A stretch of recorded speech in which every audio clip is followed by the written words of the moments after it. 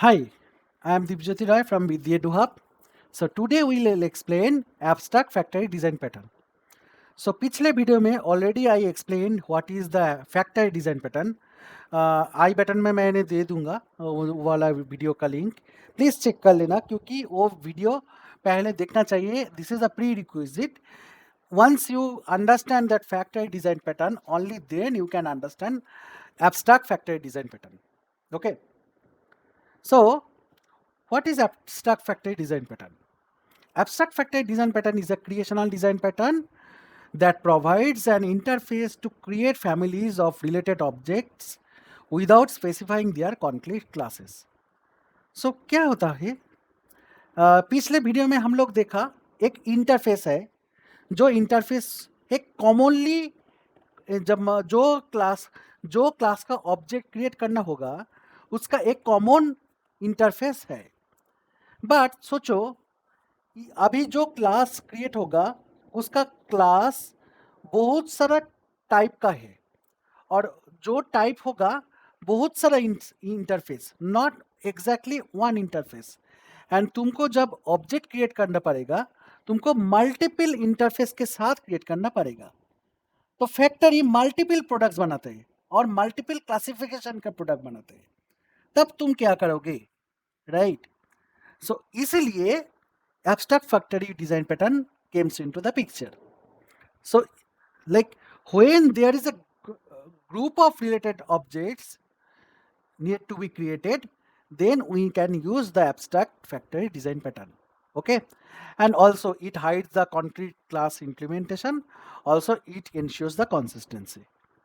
So पहले code समझते हैं, then I am going to further when we can use the abstract factory design pattern, that we can check later. Okay, but components, what are the components for the abstract factory design pattern? इसको एक concrete product है, एक abstract product है. मतलब abstract product हो जो है वो है इंटरफेस, उसका कॉन्क्रीट है मतलब उसका इंप्लीमेंटेशन है कॉन्क्रीट प्रोडक्ट. बट बहुत सारा कॉन्क्रीट प्रोडक्ट है. सो बहुत सारा कॉन्क्रीट प्रोडक्ट के लिए तुम कैसे मैनेज करोगे फैक्ट्री? इसलिए एक एब्स्ट्रैक्ट फैक्टरी होना चाहिए और एक कॉन्क्रीट फैक्टरी भी होना चाहिए. Let's jump to the coding. So पिछले वीडियो में आप देखा ऑलरेडी. सो क्या था, एक आई नोटिफिकेशन था, उसके बाद एक ईमेल नोटिफिकेशन क्रिएट किया और एक सॉरी एसएमएस नोटिफिकेशन क्रिएट किया.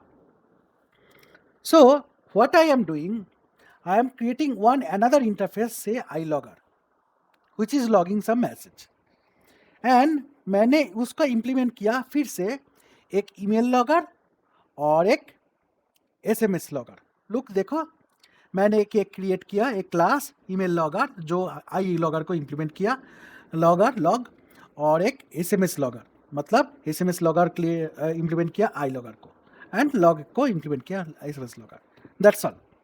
नाउ फैक्टरी में आती हो. जब फैक्टरी में आएगा, फैक्टरी में प्रॉब्लम क्या होगा देखो. से फैक्टरी में बहुत सारा कॉम्बिनेशन होगा. मतलब एक फैक्टरी बहुत सारा चीज क्रिएट कर सकते. कौन कौन चीज? एक ईमेल लॉगर क्रिएट कर सकते, एक ईमेल नोटिफिकेशन क्रिएट कर सकते, राइट, एक एसएमएस लॉगर क्रिएट कर सकते, राइट, और एक एसएमएस नोटिफिकेशन क्रिएट कर सकते, इसका इंस्टेंस क्रिएट कर सकते. बट कौन सा करेगा वो फैक्टरी डिसाइड करेगा. बट जब ये फैक्टरी में इतना सारा लॉजिक लिखूंगा ना, राइट, लिखूंगा तो प्रॉब्लम हो जाएगा. मतलब कैसे मैनेज करेगी ये सारी चीज? इसके लिए हम लोगों को एक एब्स्ट्रैक्ट क्लास बनाना पड़ेगा जो है एब्स्ट्रैक्ट फैक्टरी. सो जो है बेस इंस्टेंस फैक्टरी प्रोवाइडर मैंने, और इसका एक फैक्टरी का नाम चेंज कर दिया इंस्टेंस प्रोवाइडर फैक्टरी. और मैंने एक बेस एब्स्ट्रैक्ट इंस्टेंस एक बेस एब्स्ट्रैक्ट क्लास बनाया जो जिसमें क्या क्या है, जिसमें है दो फंक्शन क्या करेगा, एक नोटिफिकेशन क्रिएट करेगा, एक है लॉगिन क्रिएट करेगा. नोटिफिकेशन का इंस्टेंस चाहिए और लॉगिन का इंस्टेंस चाहिए, तुम बता दो, ठीक है. और ये एब्स्ट्रैक्ट क्लास को मैंने इसको यहाँ पे इनहेरिट किया. इनहेरिट करने के बाद मुझे पास देखो ये तो कितना टाइप हो सकता है, ये 2 टाइप हो सकता है। देखो एक ईमेल टाइप हो सकता है और एक एसएमएस टाइप हो सकता है। सो मैंने 2 क्लास बनाया। देखो एक ईमेल इंस्टेंस प्रोवाइडर फैक्ट्री, 2 है सेकंड है एसएमएस इंस्टेंस प्रोवाइडर फैक्ट्री। मतलब जो बेस क्लास है वो बेस क्लास को मैंने इनहेरिट किया। मेरा जो नीड है ईमेल इंस्टेंस प्रोवाइडर फैक्ट्री मैंने क्रिएट किया और मेरा एंड पे जो जो ऑब्जेक्ट क्रिएट करना पड़ेगा वो कर दिया। देखो जब गेट लोडर लॉगर इंस्टेंस चाहिए हम लोग एक ईमेल लॉगर भेज दिया, ईमेल लॉगर ऑब्जेक्ट क्रिएट करके भेज दिया। जब नोटिफिकेशन चाहिए हम लोग एक ईमेल नोटिफिकेशन क्रिएट करके भेज दिया। फाइन।